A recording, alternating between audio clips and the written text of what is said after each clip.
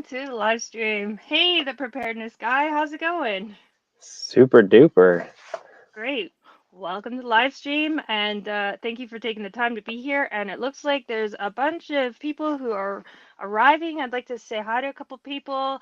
Texas Surplus Pro is here. Hello. Arc Wildman Survival, good to see you. The Virginia Bushcrafter is here. Hello. Blue Vandal, I see you there. Uncle Al, I appreciate that you're here. And I'm not sure who else, but oh, Prepping by Faith is here. Good to see you as well. So welcome everyone. Linda's Prepper Kitchen has just arrived. Thanks to the mods for being here, and of course, thanks to this special guest. So I'd love to welcome our guest, the Preparedness Guy. I first heard about him on Instagram, where he is very active on Instagram. I'm sure he'll tell us a bit about that. He also was recently on my friend Prepping with Sarge's channel on a live stream, which was a really great chat that you guys should all check out. So I'm going to hand it over to him in a second. I wanted to mention, there are a lot of things going on in the world as we know right now, and I just want to give another shout out, as I already have before, for good updates about what's happening in Eastern Europe is NY Prepper. It's a great channel, so I linked it above in the chat. Definitely check out NY Prepper and make sure you are subscribed. So, the Preparedness Guy, could you please introduce yourself and tell us a bit about your channel? Well, hello, I am the Preparedness Guy. Sorry to all you other guys out there that prepare. Uh, I actually hesitated when I've done a few different preparedness things off and on over the last 10 years or so, and just always just kind of for fun. And I was like, okay, I'm gonna actually lean into this a little bit, and I think I was like prepared this time or something like that before, and I was like, well, I'm gonna be the preparedness guy. And I was like, Mhm. should I do that? Should I? And it's like, well, why not? Maybe a little bit of arrogance, but uh, here I am. So yeah, I've got a YouTube channel that I'm not extremely active on there, but I've got some things planned to put up. Mostly active on Instagram, where it's a lot easier to put up content because it's very short. It requires very little editing. Um, Basically, it's like 5 minutes a day that I can put towards that. So it's a lot easier than trying to do long form, planned or scripted videos on YouTube. But I've also tried that. So I've got a couple different things that I'm working on, but Instagram's where mostly where I'm active. Have fun with the reels. Yes. So one thing I know is going to come up here is that you are a professional emergency manager. And Yeah, I also just found out that you were an army medic. So too bad I didn't know that for the medics and preparedness panel, but I yeah, know there'll be a part two if you have time. yeah. That was a long time ago, but definitely that was a lot of fun. Yeah. Yeah, and you learned a whole bunch of things doing that, I am sure. Yeah, it was really cool. Yeah, I loved it. I decided to join the military at one point. Yeah, I'd gone back and forth on that as well, and thought, maybe I'll do it. And everything just worked out right for me. But I thought, well, what's the job I can do that's going to be most like a superhero or something like that? Basically, it would help me. I would be helping people, but also learn some valuable skills, and um, that one is available. So I joined and got some really good training and good experience. So that was a huge introduction into the rest of my life, I guess. But So is that what started you on your path of preparedness, or what did? a bit, yeah. Before that, I was a Boy Scout. So I was an Eagle Scout as a teenager. I got my Eagle Scout at the very last minute, maybe literally. I barely made the threshold of turning 18 as a scout to get the Eagle Scout, and that's like the highest rank. And and there we did a lot of preparedness stuff, wilderness survival camping, and that all kind of intermingled. And I had learned as a teenager that I didn't know everything about preparedness, about helping people, about a lot of stuff. And I thought, well, this is something I really want to be able to do. So after I turned 18, I did about a year of volunteer firefighting. I call that the year I was a firefighter for a day, because I was a trainee, so I didn't have any certifications. I wasn't a certified firefighter. I wasn't a certified EMT, and I went on a lot of ambulance calls, dozens of them, and um, yeah, usually I did like 1 day a week where I'd go to the station, and then for a lot of the time we had also another day where we went and just had some training. Um, so I did a bunch of ambulance calls, and I was just an extra body, so I could help like do the bag a patient or get stuff from the ambulance, help carry people or whatever just needed to be done. Get the oxygen ready, all the extra stuff while the real EMTs and paramedics were doing the hard work. But I got to help with patient assessments, extracting people from vehicles, all of that. But one day I got a phone call early in the morning, and I'm 18 years old, right? So I get a phone call, and it's like 4 o'clock in the morning, and they say, "Hey, can you come into the station?"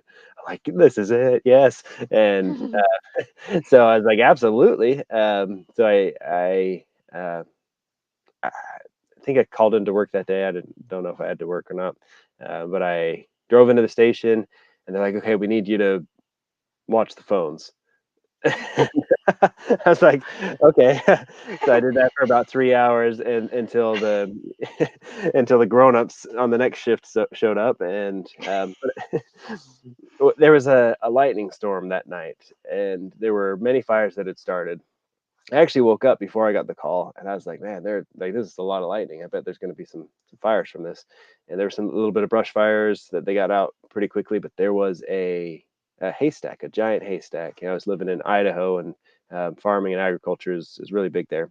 There was a haystack that had been struck by lightning and was smoldering on the inside. And if the smoke gets into the hay, the cows won't eat it. So this is just a huge haystack, tons of hay, multiple stacks. And what the farmer was doing was trying to move the hay that was unaffected away, so it wouldn't get, so he could still feed it to his cows. So they sent out a truck there to keep the smoldering stack from spreading or bursting into flames. So at about 7 o'clock, some crews came in, and they're like, "Hey, why don't you come out with us?" So I hopped in one of the trucks. Got to actually be a firefighter. Went out there. They had most everything set up, but I got to spray the haystack to keep it cool a few times. But that was my only fire call with medical stuff. So that was the year I was a firefighter for a day. But I sat out there for like 13 hours and just sprayed it for a while the farmers took the haystacks away, um, and then I went home. Yeah, Wow. And then, so how did you transition to becoming an emergency manager? yeah. So yeah. I mean, after that was when I joined the army. It was the National Guard, so it was kind of a part-time thing. Um, and I got all the regular training with the regular army. I did a deployment to Iraq. Uh, and I went to school, just did my undergrad.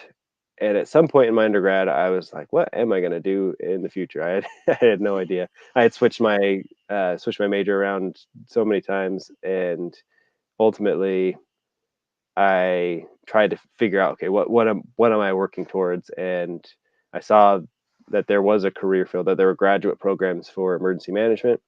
And I thought, well, that at least sounds kind of interesting. So let me get done with my undergrad as quickly as I could. I finished as quickly as I could, left so I could start trying to work in there. I got an internship in a related field, so it was public health emergency management, and then that's what I started out with. So I basically it was at the end of my undergrad. I said, "Hey, I got to do something.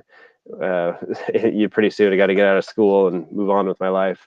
And so I worked towards getting jobs in the field and applying to grad schools, and worked into that. So that was graduated back in 2013 from my undergrad, and then since then I've been full time emergency management.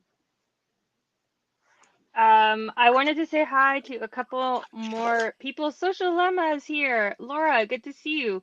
M. Marco. Hello, Nene's Prepping Kitchen. I've been catching up on your videos. Sassy Gal Prepping is here, and I missed your live stream, but I'm gonna go back and do a replay on that one.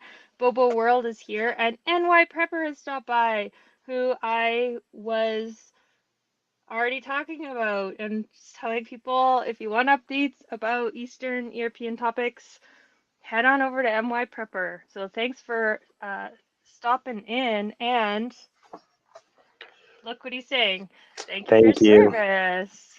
No, thank you. I didn't do anything. No, thank you. um, yeah, so that's cool. What what is it like to be an emergency manager? It is I don't know how to phrase this. It's either it's the coolest boring job or the most boring cool job or something. So, one of those. It's dreadfully boring a lot of the time, most of the time. Sitting at a computer, reviewing plans, doing desk work, basically all the stuff I never wanted to do. But occasionally you get to do some cool stuff, and unfortunately, it is often when something bad is happening. But we also get to do training and exercises, and I love doing all of that.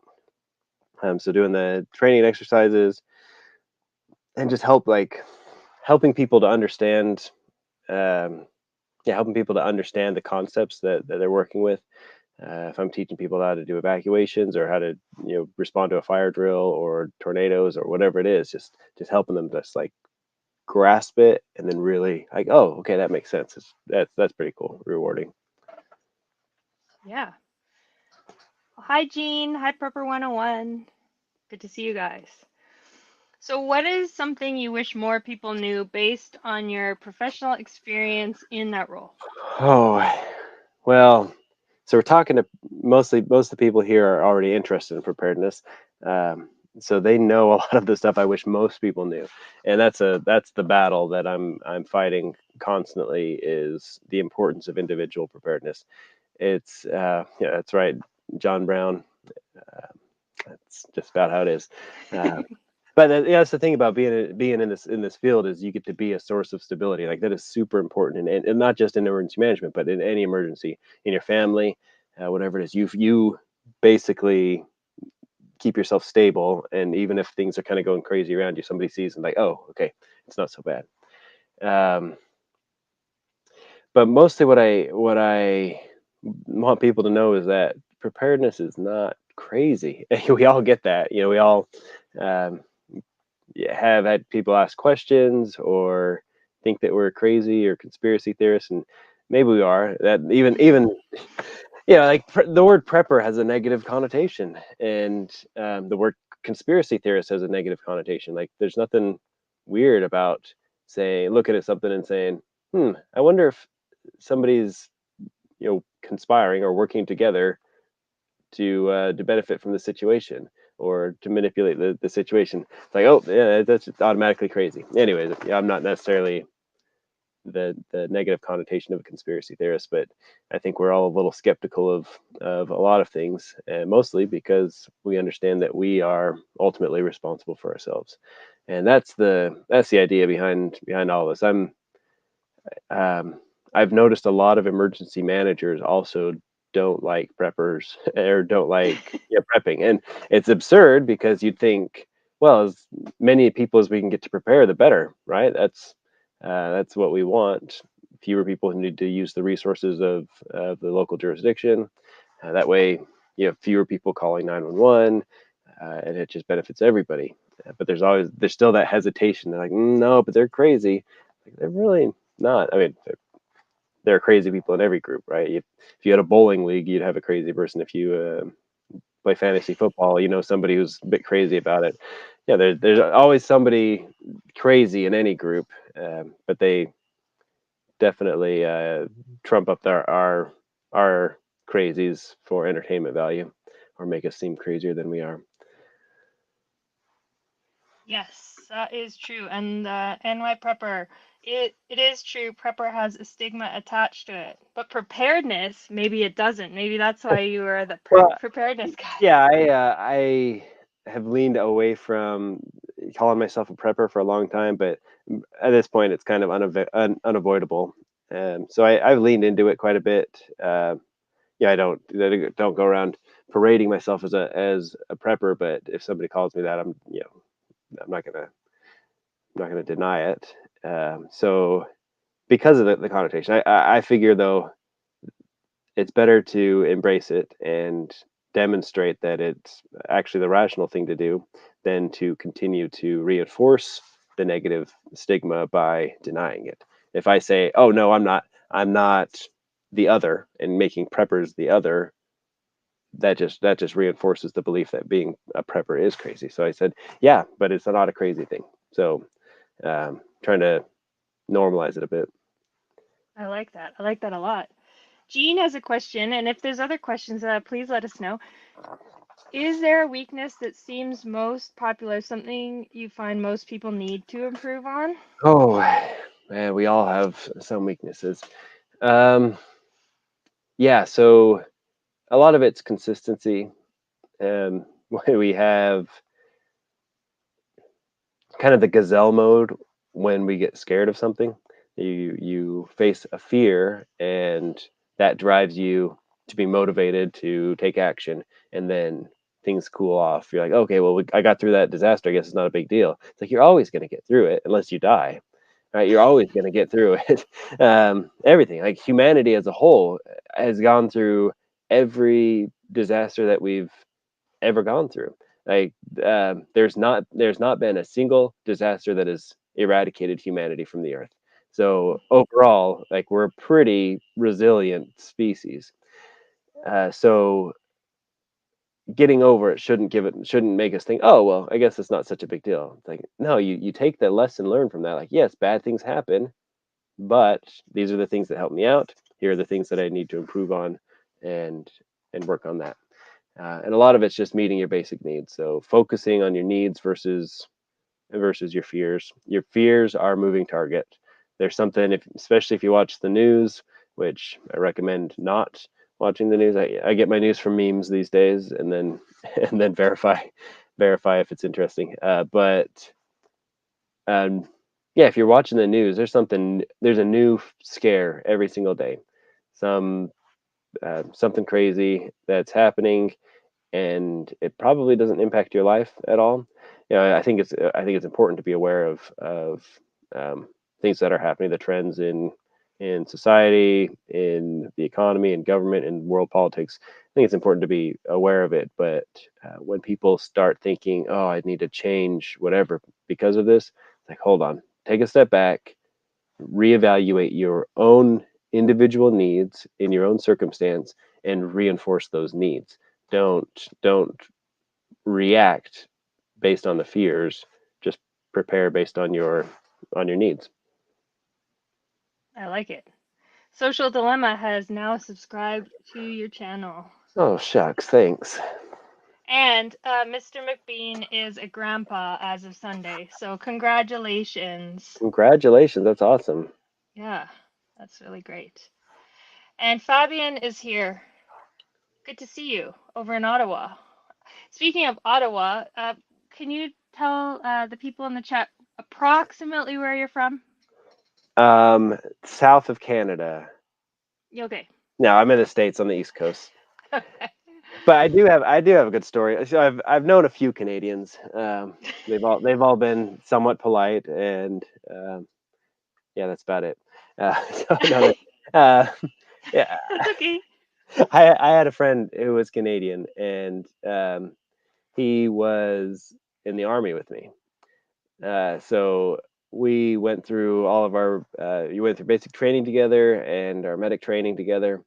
And he was a Canadian citizen, and he had married an American uh, from the States, and he was joining the army so that maybe it could help him gain citizenship or something like that.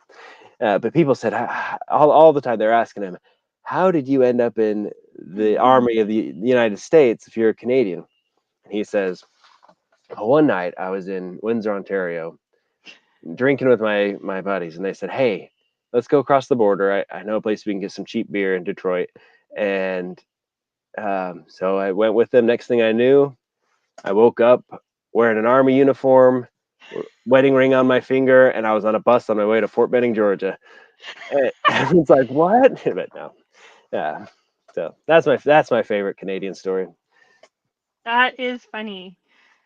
And White Prepper is Preparedness Guy near Pennsylvania. That might be Um, too specific. I'm in the same time zone. Yeah. Oh, hey. Well, there you go. You guys have things in common. So, do you think, from your experience, is it really possible for there to be a lone wolf preparedness person, or do we need others? Because you're a professional. You Yeah. probably, So I mean, you got to look at the spectrum because a lot of people are still in the kind of like the doomsday fantasy of a post-apocalyptic world, and that's fun to think about and to kind of prepare for it. But honestly, that's our that is like our doomsday role playing game. You know that's where it's kind of just a hobby. The CDC had come out with the if you're prepared for the zombie apocalypse, you're prepared for anything campaign back in, I don't know 2011 or something like that. But it's really upside down. You don't look at the worst case scenario and say, well, if I'm prepared for this terrible thing, then I'm prepared for anything. Instead, flip it upside down. Don't focus on the hazard. Focus on your needs. I always need food. I always need water. I always need shelter, et cetera, et cetera. And if you're focusing on those, then it doesn't matter what the hazard is. Um, so if you're looking at the doomsday type of scenario, um, that's kind of where people think like, oh, I'm gonna get my bug out bag and head for the hills and live off the land. And it's like, man, if you have not tried living off the land, go try it for a weekend, and you're going to learn real quick that it's a lot harder than you think. Especially if everyone else who's still alive is going to be competing for the same resources. But we, even in a small scale disaster, still typically you're better off working together. Actually, the research has shown uh, that working together is more effective if you want to survive in a disaster, even if you don't know the people ahead of time, which was actually kind of surprising. We preppers talk about forming a group and making sure you have a lot of skills represented and all that, which can be beneficial, but you can't predict the time and place of an emergency or disaster happening. But if you can get over your stress paralysis, basically give yourself some stress inoculation by learning skills and practicing them, then I think that you are the leader in the group, and you ought to be anywhere. If you say, I learned this when I was in high school. A kid had a seizure in my economics class, and I don't remember what we were learning. We're doing some worksheet. I think we learned how to write checks in the class or something like that. But we're doing a worksheet, and this kid started having a seizure. We all just scooted away, and they were sitting there staring at him. And I had been a Boy Scout, and I had excellent leaders who had shown that they were confident and skilled and could take charge when bad things happen. My scoutmaster was a firefighter, he was a fire captain, I think, at the time, and with that he was an EMT, and I had seen him on several occasions just step up and help people. And in this situation, I see this classmate of mine having a seizure in his desk, and I knew if we just sat there and watched him, he was going to fall out and probably smack his head. And so I said, let's get him out so he doesn't fall and smack his head. And I stepped forward. But I couldn't have done that if I hadn't seen examples of it previously and hadn't been willing to help out in a situation like that. So if we learn skills and practice them and try to do it in a high fidelity, like as real to life as possible situation where we can get kind of stress inoculation, when something bad happens, if we just verbalize it, hey, we should do this, then people are going to help out. yeah. Um, yeah, it just takes like one direction, one direction. It takes one person to give direction, and yeah, all you need is one direction. Just play it now. Yeah, I was hearing it in my mind. Yeah, it just Yeah. pumps you up, right? No. Yeah, it does. If one person gives direction, then more people overcome the bystander effect. That's the psychological phenomena where the more people that are around, the less likely anybody is to do something. Everyone thinks, oh, Yeah. somebody else is going to take care of that.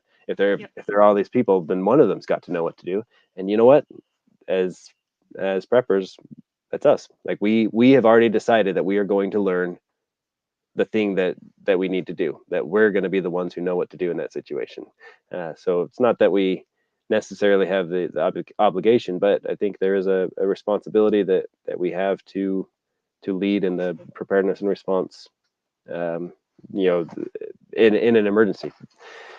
Emergency management is a similar way, but it's very organizational and top down, and but it also has kind of an expectation that other people aren't going to come in and interfere, and that's where there's the conflict. People see individual action, they're like, oh, they're interfering. It's like, well, no, if we can make as many people as competent as possible and empowered to act on their own, then that relieves the stress from our system.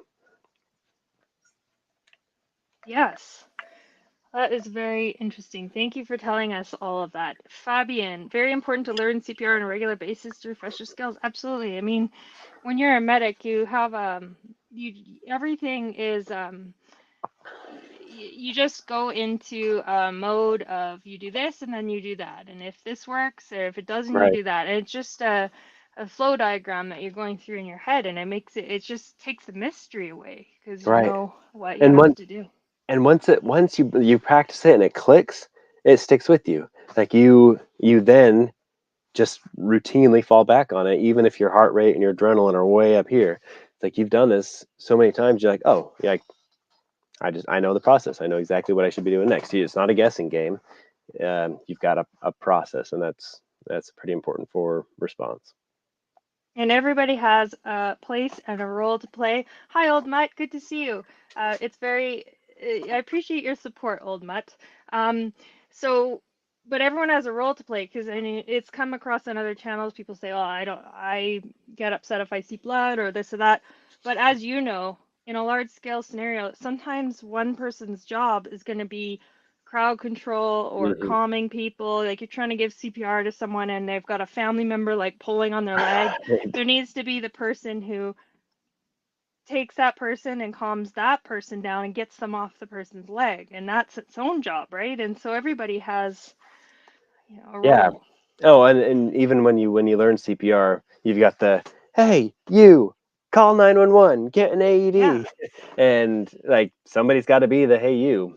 So be that proactively. Like I'll go get an AED, or I'm calling 911, and then that plays into situational awareness, knowing where you are, cross streets, or what building you're in, how to relay that information. And one of my jobs, I had a like a response vehicle that it was a take home vehicle, lights, sirens, all that kind of thing, and um, I didn't really use it for a lot of response, but I had a pretty long commute, so I regularly used it when I came upon an accident or a broken down car.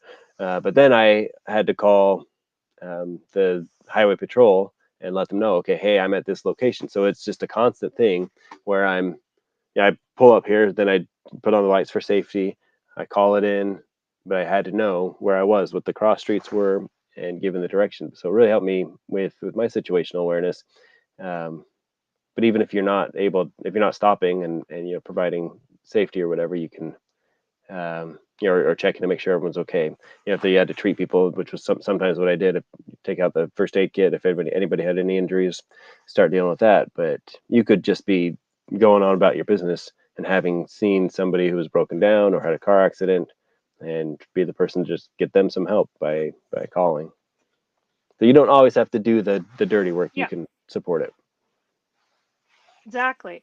I have a thing here. Jean is saying people fear being sued. So I will just mention something about Canada. If you're in Canada and you help to the best of your ability, you're covered by the Good Samaritan Act. If you are slightly trained as in medical stuff, okay, let's say you're licensed by the Emergency Medical Assistance Licensing Branch and you practice what you know, you're covered by them and their legal team and everything, insurance, if anyone doesn't like what you did. But if you go outside your scope, then you're in trouble. But if you have certain you actually have to help in Canada. If you have certain credentials and you see something happening, you have to help. And that's just the way it works here. But if a regular person tries and it doesn't work out, they're protected unless they do something crazy, right? Right. Yeah, in the States it's the same. It's the same. You've Yeah. got as long as you do what a reasonable person with the same level of training in the same scope would do in the same situation. So if you don't have any real medical training and you try to stick a a trach tube in somebody's throat, you could probably get sued for that. But um, if you're trying to do some CPR, basically if you're doing what a person with your level of training, any person would reasonably do, you're covered. And I don't know if I don't think people are legally obligated unless they have markings on their car. So if they put Oh, okay. like an EMS sticker on their car or their license plate, then there's a responsibility there. But yeah, so yeah, Good Samaritan Act.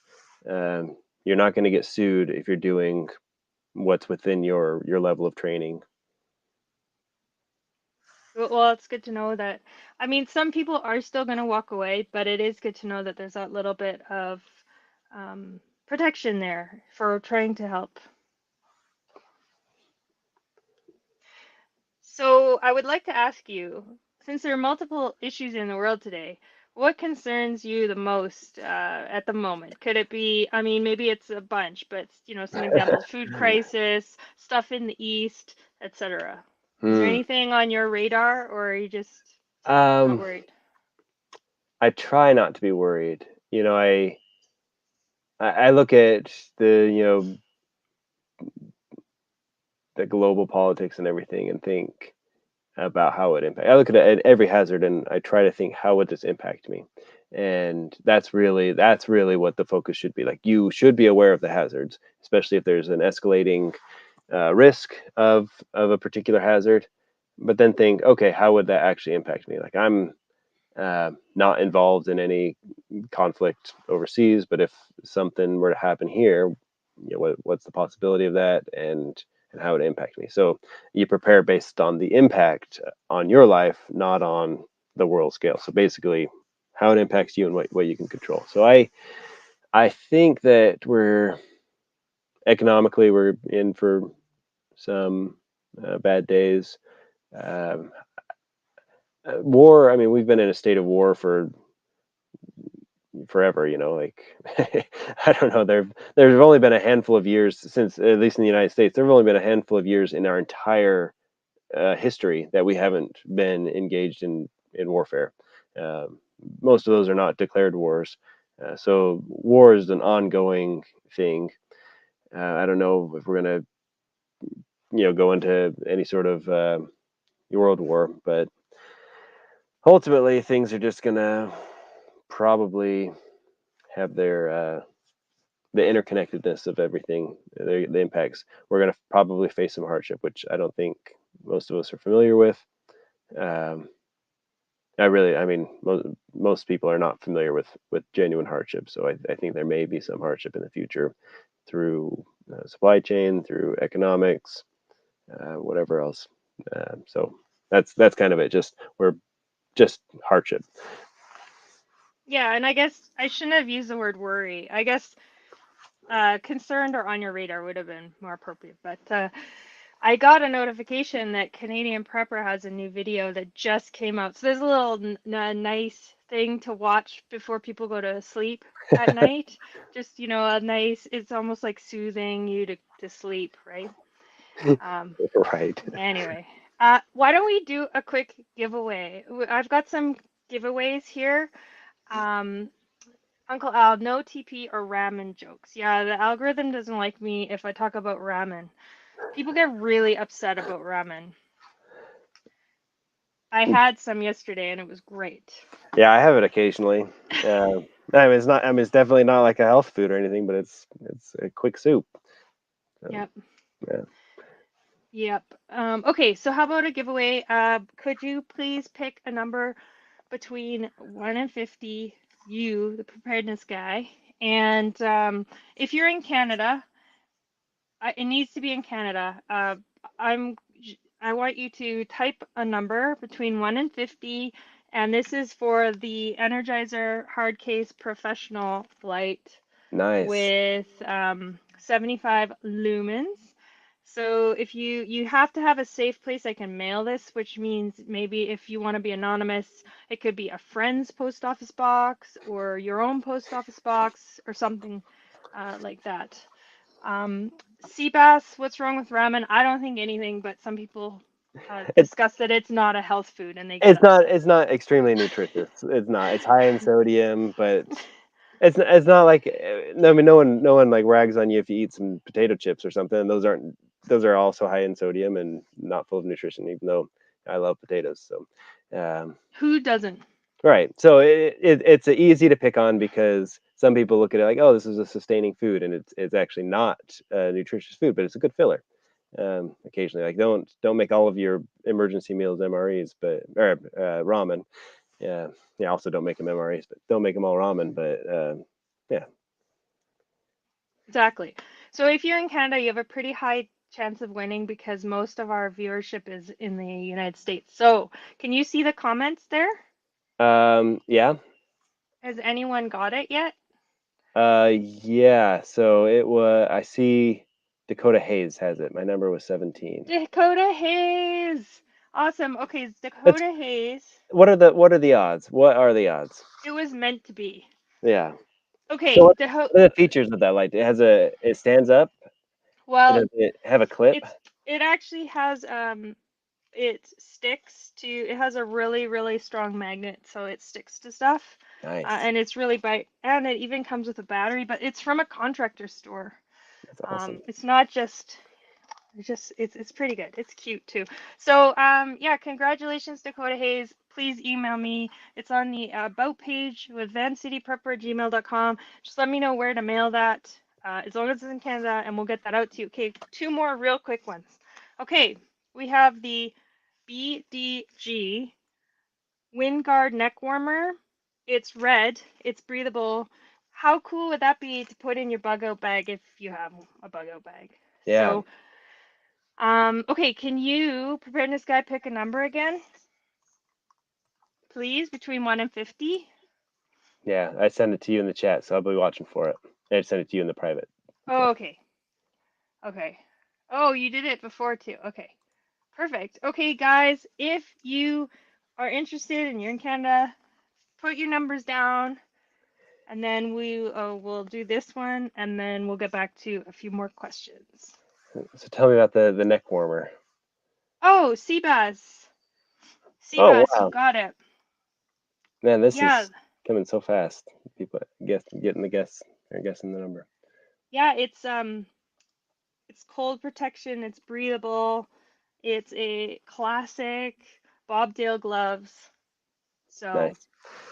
Yeah, those are pretty good for like dust too. If you want to have a little bit of a dust mask, okay, you need it. so it looks like Dakota Hayes is in the US. Okay. No. Okay, so that's okay. We will reboot. Who else was okay? Yeah, it's Hurry, just for someone type 17. Canada. Hi, Angry Homesteader. Good to see you. Okay, it looks like okay, I think we have to try one more time. I know it's okay, let's just try let's just try again. Okay, we will just do Canadians again. So we're gonna start over. Um Preparedness Guy, can you pick a number again?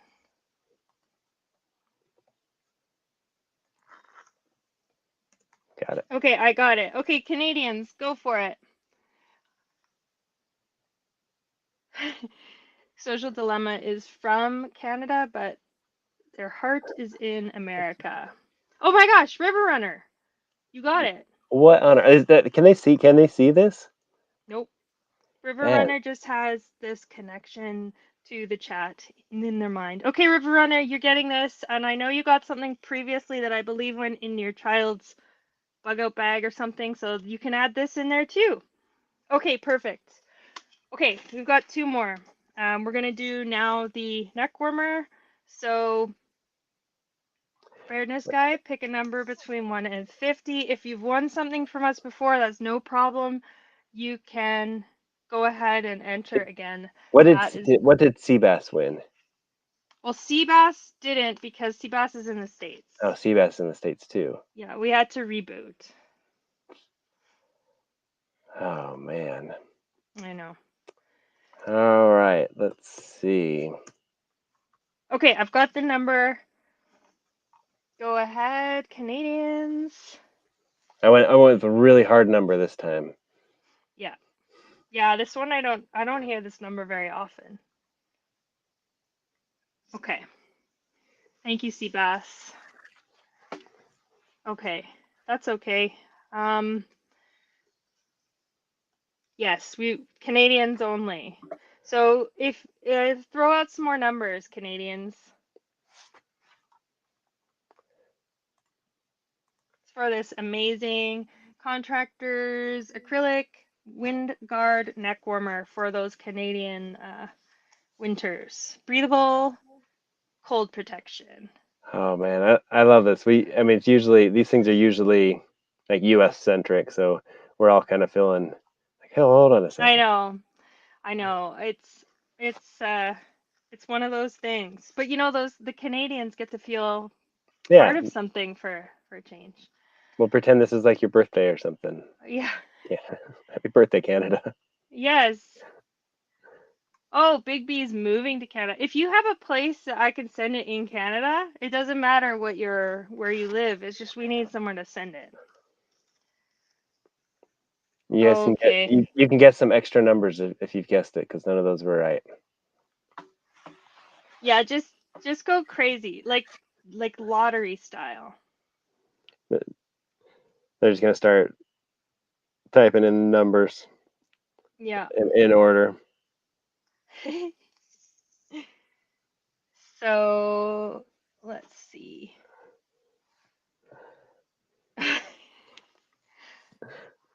Okay, well maybe there are no Canadians. Wow. Oh, Fabian's well, you're not that close, Fabian. Keep Oh, yeah, okay, people are participating now. This is good. And if you have a friend that you want it to be a gift for that's in Canada, that's all that matters. It's just somewhere for it to go. Yeah. Oh You man. picked a really hard number. Yeah. Yeah. I guess the first three numbers right off the bat. Yep. Yep. All right. We'll just This is awesome. yeah. Okay. Well, Well, let's go with yeah. MM Marco, who is the closest. Yeah, MM Marco. MM Marco, nice work. Can you please email vancityprepper@gmail.com and I'll send it to you. And I know we just have to do the last one because it's the best. It is a set of really good quality tech ties, premium cable ties, 40 pounders. So let's do this. So can you please pick one more number? How about we do like 1 in 20 since there aren't that many Canadians? All right. Pick your favorite number between 1 and 20. And if you've won before, like that's no problem. Give it a go. These are a hot item. Yeah, I use them all the time. It's not every day you see purple ones. No, it's not. We had a little garden out there, and I had a plastic kind of like a deer netting around it. The rabbits chewed right through it, so I had to zip tie some wire, mesh some chicken wire to it. Oh, nice. Yeah, okay, Con, if you want to throw a number in there. Oh, Mark Cameron, you got it. Yeah. Yep, you got the purple zip ties, which are very fun. Okay, awesome. Perfect. Okay, if you guys, Emma Marco, River Runner, and Mark Cameron. Great. Yeah, see, Angry Homesteader, never seen the purple ones before. Exactly. This is a seriously, yeah. Yeah, yeah, MM Marco, if you have family in Toronto, we can send them there. No problem. And thanks to the mods. Thanks Prepping by Faith for putting that in there, the info. Okay, so, um, back to the live stream and we will wrap up soon here. I wanted to ask, what are some things that we can actually do in the current chaos of the world? What are some proactive things that we can do? Learn skills. I mean, that's free, and you can go on YouTube. You can talk to people, read blogs, and actually learn things. Like a good example is like how do you use a tourniquet? You put it over here, so easy to see. So that's something that is an effective tool at for stopping severe bleeding. But also, just how do you bandage up not so severe bleeding? Get a roll of gauze and practice that. You can get a roll of toilet paper and practice it, so you don't have to open up your gauze. However you want to do that. I'm a huge fan of getting like the Coban, the cohesive bandage. That's my number one first aid tool. Works so great, especially with kids. Yeah, I've got a handful of kids, and they cut themselves. And if it's bigger than a band aid, then I just do the Coban, put a little gauze. Thanks, prepping by face.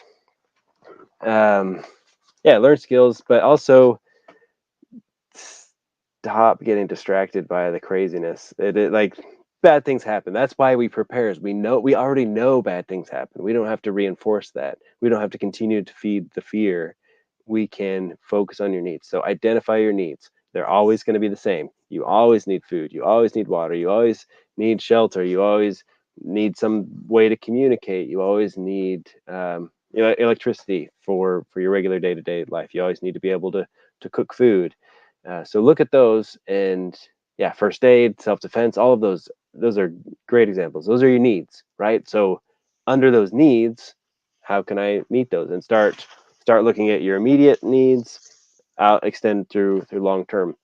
A lot of people, when they talk about layers, especially for food storage, they do short term, mid term, and long term. But I always add the fourth one, which is actually the first one, and that's immediate needs. Your immediate needs are when you are in response mode. When you're in response mode, you need to have all of those needs met. So if you're in a place where you can, talk about self defense, if you're in a place where you can carry a firearm, carrying a firearm is for your immediate needs. That's not for a prolonged combat experience. You're not planning for 3 months of warfare. You're planning for when something happens, you're immediately going to respond. First aid, you don't plan necessarily for, I mean, you should plan for long term illnesses, injuries that take a long time to recover, but you also need to plan to stop that immediate bleeding. For food and water, you should have a plan for collecting and purifying water, but you should also have bottles of water ready to go. That doesn't take any extra effort. And when you are putting sandbags out and your kids are hungry and thirsty, you tell them to open up their emergency kit, and they have foods that they like and know how to that don't take preparedness or don't take preparation, so they don't have to prepare their food or very little preparation. So you don't have to stop doing the life safety thing. You can continue to do that while your needs are met, your children's needs are met. So look at the immediate needs, make sure you have those taken care of, and then yeah, all of your needs, start extending them. Actually, like what do they call that? Bookends. Yeah, I actually kind of do a bookend on things. I do my immediate needs, and then I start working into like my short term needs. So that's the regular foods you eat, and then I also go in the long term, and that's it's the rice and beans and whatever else in Mylar, things that I don't plan on ever touching.